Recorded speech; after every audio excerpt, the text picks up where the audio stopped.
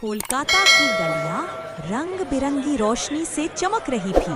धाक की थाप, धम धम धम, शंख की आवाज, धमाम और पंडालों की भीड़। लेकिन शहर के पुराने हिस्से में एक जगह थी जो आज भी अंधेरे में डूबी रहती। वो हवेली जहाँ लोग कहते थे कि रात में आत्माएं जागती हैं। रघु और सीमा पूजा देखकर लौट रहे थे। पंडालों की रोशनी खत्म होते ही रास्ता अंधेरा और सन्नाटा हो गया। सीमा धीरे से डर कर, रघु ये रास्ता अच्छा नहीं है, चलो लंबा रास्ता लेते हैं। रघु मुस्कुराकर थोड़ी अकड़ दिखाते हुए, अरे भूत भूत कुछ नहीं होता, सब मन की बातें हैं। चलो जल्दी घर पहुंचेंगे। जैसे ही वे हवेली के सामने पहुंचे, अचानक हवा तेज चलने लगी। पीपल के पेड़ की शाखाएं ऐसे हिल रही थीं जैसे किसी ने जोर से हिलाया हो। अचानक थकक आवाज आई। हवेली का दरवाजा अपने आप खुल गया। सीमा डर के मारे चीखते हुए, रघु देखो दरवाजा। रघु भी सहम गया, लेकिन जबरदस्ती हिम्मत दिखाया। कुछ नहीं, हवा से खुला होगा। लेकिन तभी अंदर से धीमी आवाज आई,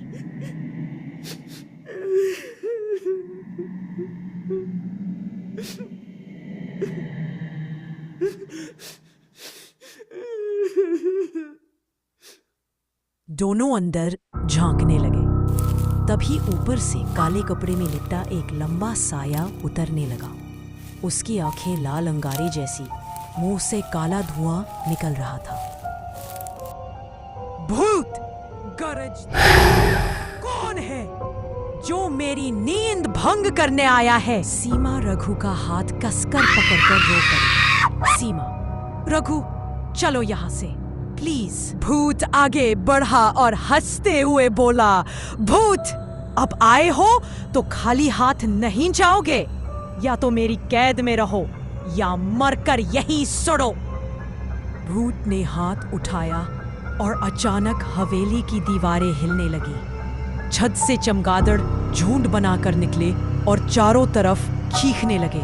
सीमा जमीन पर बैठ गई। सीमा रोते हुए, माँ काली, माँ दुर्गा, हमें बचा लो। जैसे ही उसने माँ काली का नाम लिया, अचानक बाहर से ढाक और शंख की आवाज गूंज उठी। पूजा चल रही थी और मंत्र हवेली तक पहुंच गए।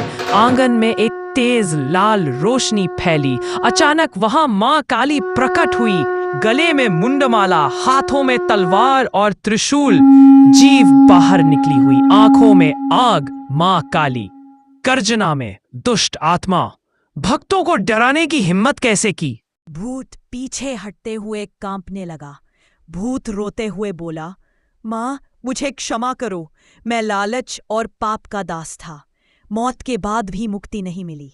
माँ काली क्रोधित स्वर में, तेरे जैसे पापी आत्माओं को शरण नहीं मिलती, पर आज तेरे प्रायश्चित का समय आ गया है। माँ ने त्रिशूल उठाया और भूत की ओर बढ़ी। भूत जोर से चीखा और फिर रोशनी में विलीन हो गया। चारों तरफ सन्नाटा छा गया।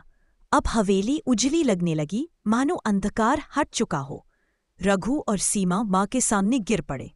सीमा आंखों में आंसू, माँ अगर आप न होती तो आज हम दोनों मर जाते। उस दिन के बाद हवेली में कभी कोई डरावनी घटना नहीं हुई। लोगों ने वहां माँ काली का मंदिर बनवा दिया और हर साल दुर्गा पूजा के बाद वहां विशेष काली पूजा होने लगी। लोग आज भी कहते हैं उस रात माँ काली ने खुद अपने भक्तों को बचाने के लिए अवतार लिया था।